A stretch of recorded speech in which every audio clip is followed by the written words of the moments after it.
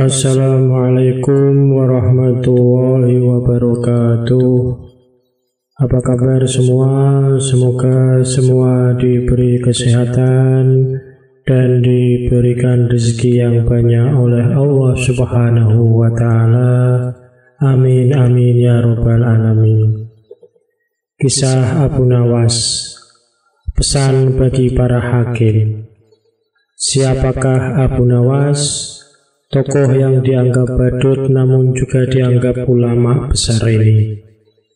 Sufi, tokoh super lucu yang tiada bandingnya ini aslinya orang Persia yang dilahirkan pada tahun 750 Masehi di Ahwas.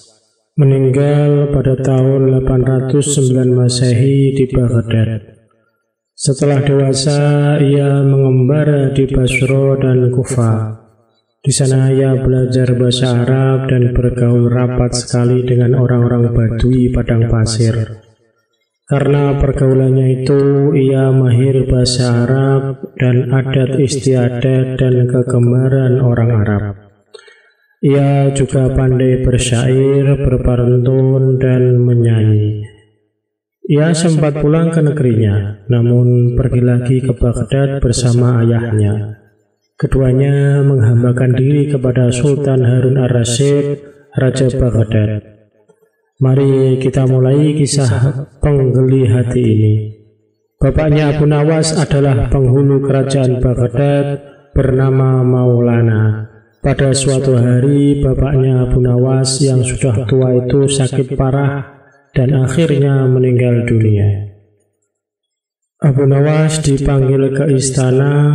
Ia diperintahkan Sultan untuk mengubur jenazah bapaknya itu sebagaimana adat Syekh Maulana.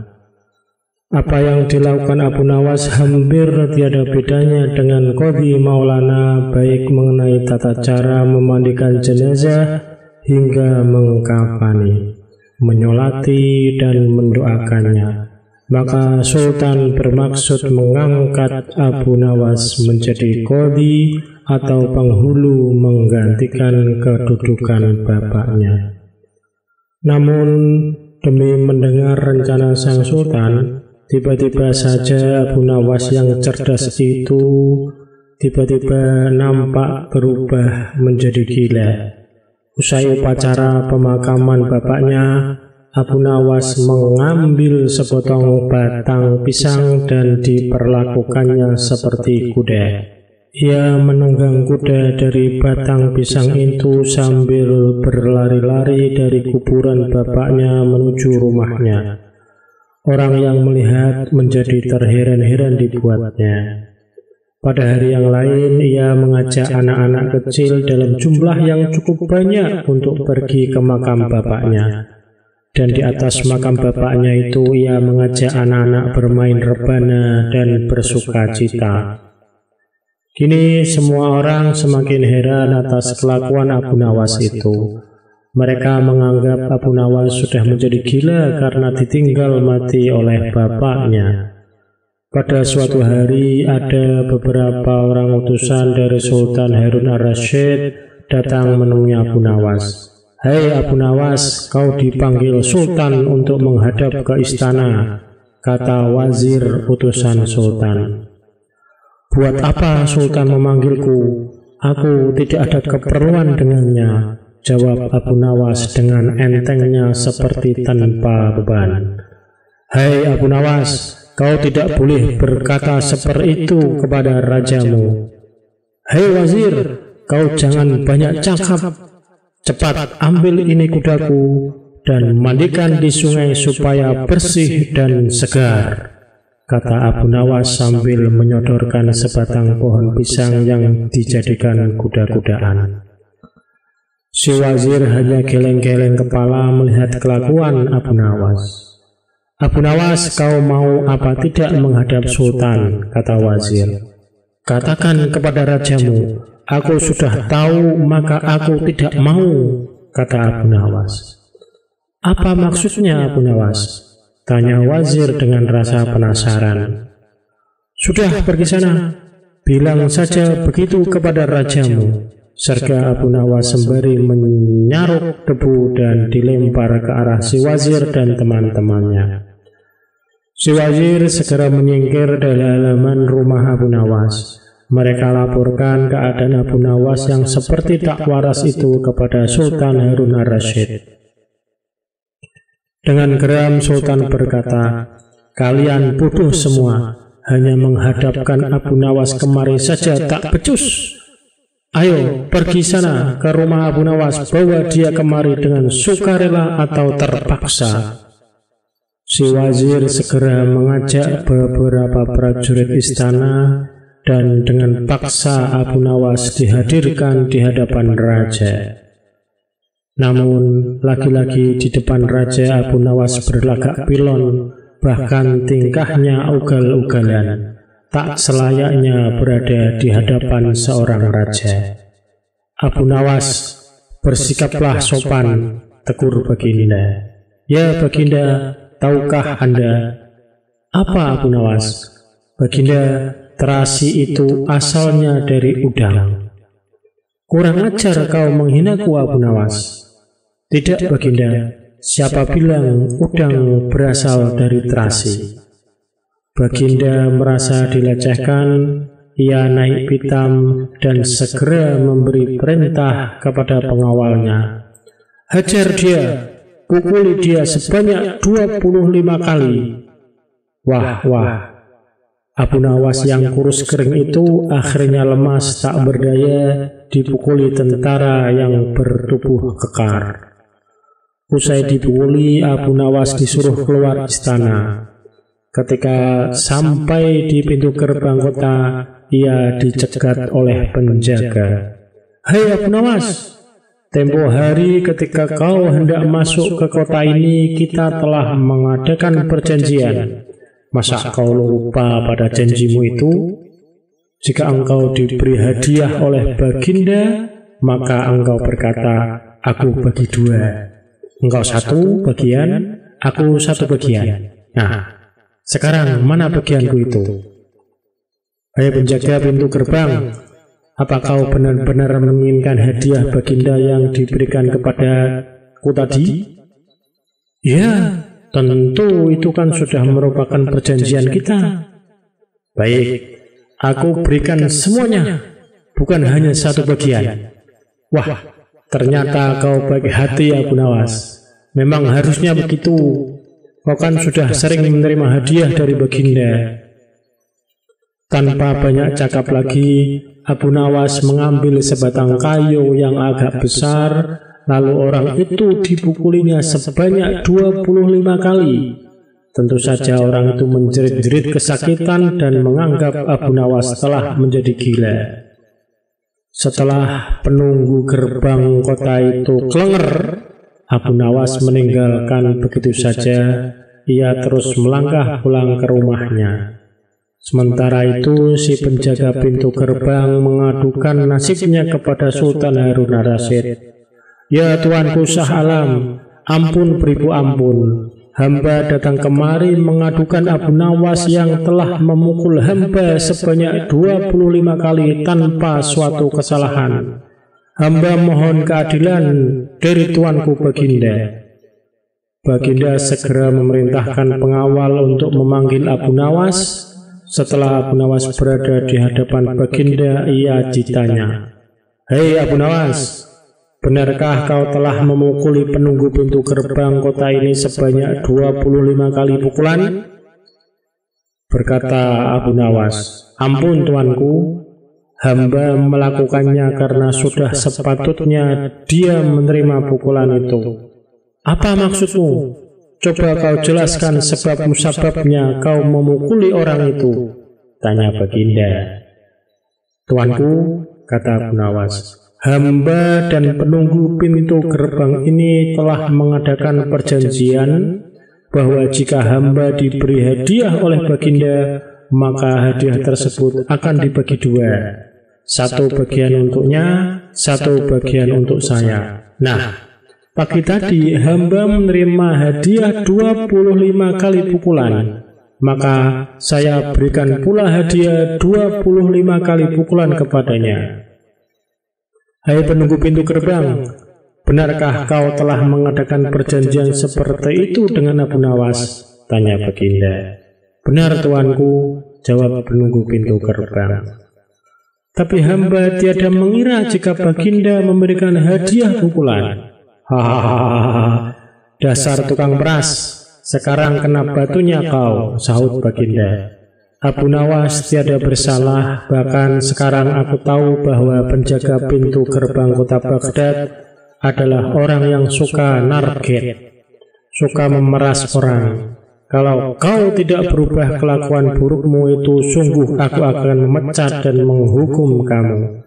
Ampun tuanku, sahut penjaga pintu gerbang dengan gemetar. Abu Nawas berkata, tuanku, hamba sudah lelah, sudah mau istirahat. Tiba-tiba diwajibkan hadir di tempat ini, padahal hamba tiada bersalah.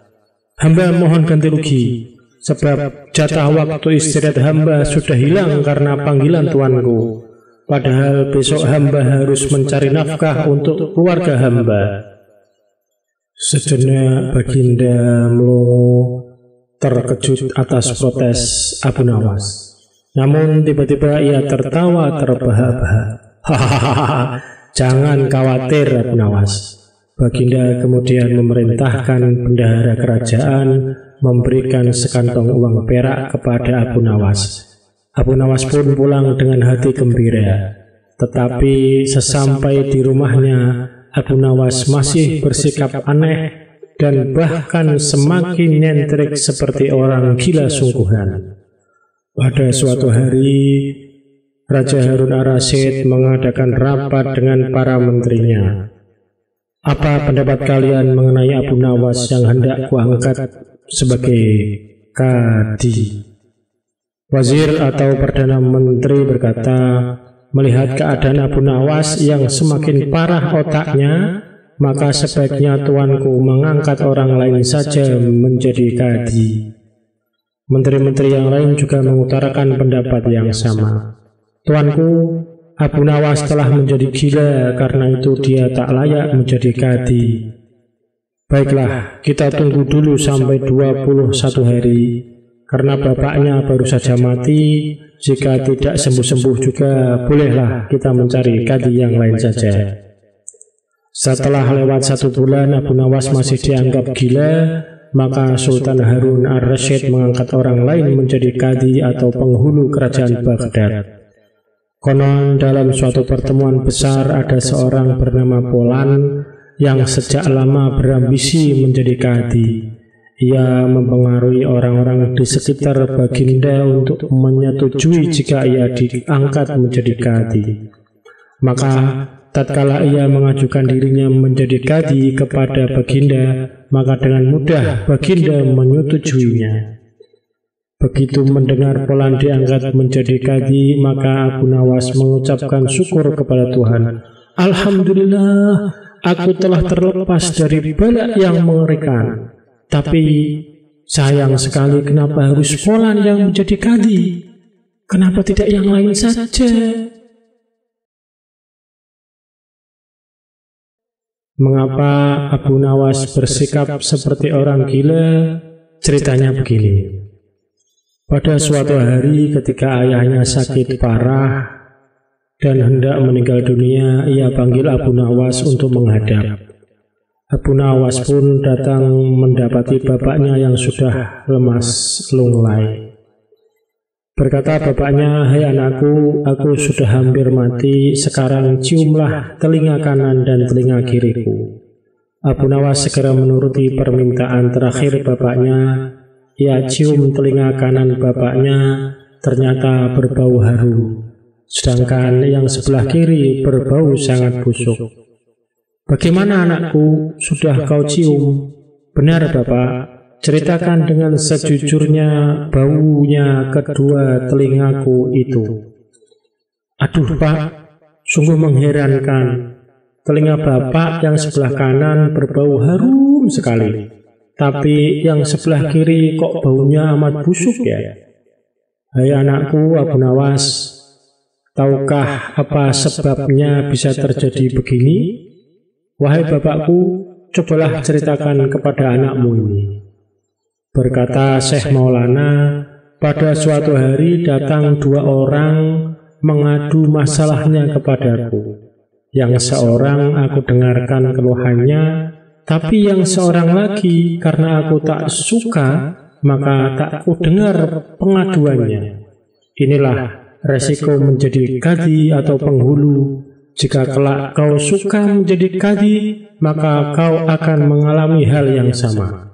Namun jika kau tidak suka menjadi kadi, maka buatlah alasan yang masuk akal agar kau tidak dipilih menjadi kadi Sultan Harun ar-Rasyid.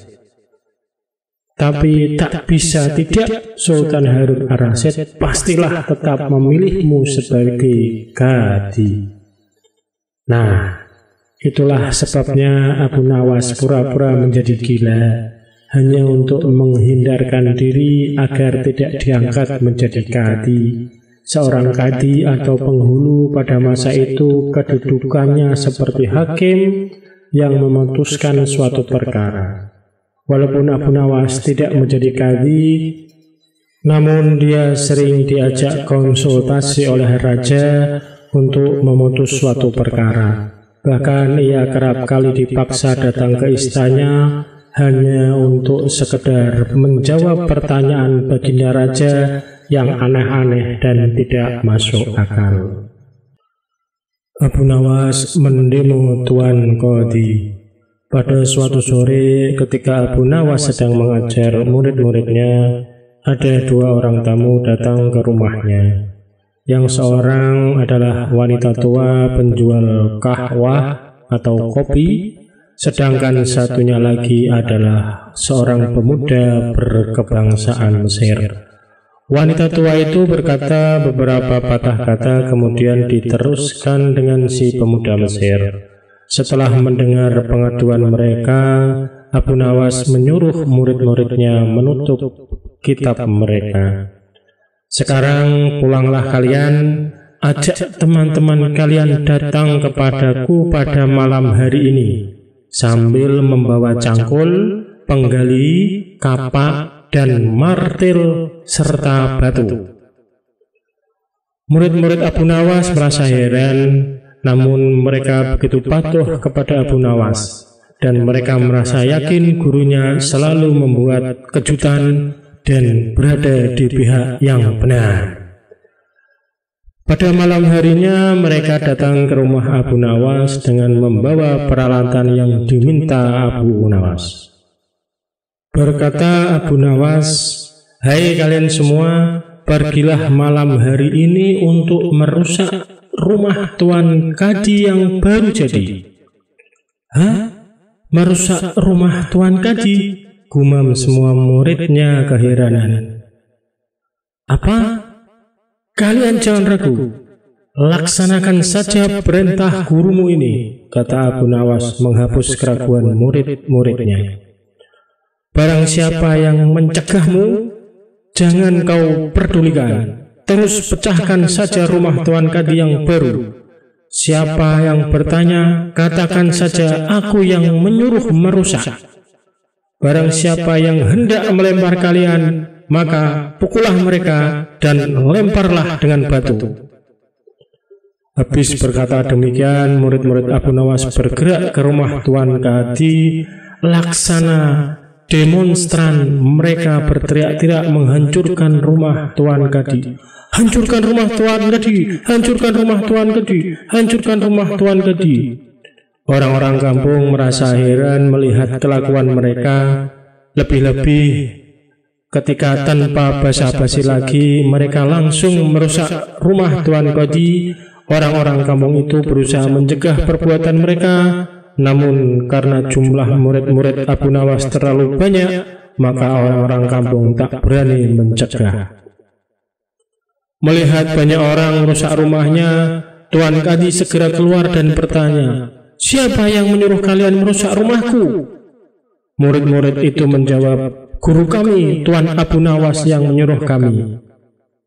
Habis menjawab begitu, mereka bukannya berhenti, malah terus menghancurkan rumah Tuan Kadi hingga rumah itu roboh dan rata dengan tanah. Tuan Kadi hanya bisa marah-marah karena tidak ada orang yang berani membelanya. Dasar Abu Nawas provokator, orang gila. Besok pagi aku akan melaporkannya kepada Baginda. Benar, esok harinya Tuan Kadi mengadukan kejadian semalam sehingga Abu Nawas dipanggil menghadap Baginda. Setelah Abu Nawas menghadap Baginda, ia ditanya, "Hei Abu Nawas, apa sebabnya kau merusak rumah Tuan Kadi itu?" Abu Nawas menjawab, "Wahai tuanku, sebabnya ialah pada suatu malam hamba bermimpi bahwasanya Tuan Kadi menyuruh hamba merusak rumahnya, sebab rumah itu tidak cocok baginya. Ia menginginkan rumah yang lebih bagus lagi. Ya, karena mimpi itu maka hamba merusak rumah Tuan Kadi." Baginda berkata, "Hei Abu Nawas, bolehkah hanya karena mimpi sebuah perintah dilakukan? Hukum dari negeri mana yang kau pakai itu?" Dengan tenang Abu Nawas menjawab, "Hamba juga memakai hukum Tuan Kadi yang baru ini, tuanku." Mendengar perkataan Abu Nawas, seketika wajah Tuan Kadi menjadi pucat. Ia terdiam 1000 bahasa. "Hei Kadi, benarkah kau mempunyai hukum seperti itu?" tanya Baginda. Tapi Tuan Kadi tiada menjawab. Wajahnya nampak pucat, tubuhnya gemetaran karena takut. "Abu Nawas, jangan membuatku pusing. Jelaskan kenapa ada peristiwa seperti ini," perintah Baginda. "Baiklah." Abu Nawas tetap tenang. "Baginda, beberapa hari yang lalu ada seorang pemuda Mesir datang ke negeri Baghdad ini untuk berdagang sambil membawa harta yang banyak sekali. Pada suatu malam ia bermimpi kawin dengan anak Tuan Kadi dengan mahar mas kawin sekian banyak. Ini hanya mimpi, Baginda. Tetapi Tuan Kadi yang mendengar kabar itu langsung mendatangi si pemuda Mesir dan meminta mahar anaknya. Tentu saja pemuda Mesir itu tak mau bayar mahar karena hanya mimpi. Nah, disinilah terlihat arogansi Tuan Kadi. Ia ternyata merampas semua harta benda milik pemuda Mesir sehingga pemuda itu menjadi seorang pengemis gelandangan dan akhirnya ditolong oleh wanita tua penjual kahwah. Baginda terkejut mendengar penuturan Abu Nawas, tapi masih belum percaya 100%. Maka ia memerintahkan Abu Nawas agar memanggil si pemuda Mesir. Pemuda Mesir itu memang sengaja disuruh Abu Nawas menunggu di depan istana. Jadi mudah saja bagi Abu Nawas memanggil pemuda itu ke hadapan Baginda. Berkata Baginda Raja, "Hai anak Mesir, ceritakanlah hal ihwal dirimu sejak engkau datang ke negeri ini." Ternyata cerita pemuda Mesir itu sama dengan cerita Abu Nawas. Bahkan pemuda itu juga membawa saksi, yaitu Pak Tua pemilik tempat kos dia menginap. "Kurang ajar, ternyata aku telah mengangkat seorang kadi yang bejat moralnya." Baginda sangat murka. Kadi yang baru itu dipecat dan seluruh harta bendanya dirampas dan diberikan kepada si pemuda Mesir. Setelah perkara selesai, kembalilah si pemuda Mesir itu dengan Abu Nawas pulang ke rumahnya. Pemuda Mesir itu hendak membalas kebaikan Abu Nawas. Berkata Abu Nawas, "Janganlah engkau memberiku barang satu pun kepadaku. Aku tidak akan menerimanya sedikit pun jua." Pemuda Mesir itu benar-benar mengagumi Abu Nawas. Ketika ia kembali ke Mesir, ia menceritakan tentang kehebatan Abu Nawas itu kepada penduduk Mesir, sehingga Abu Nawas menjadi sangat terkenal. Sekian, wassalamualaikum warahmatullahi wabarakatuh.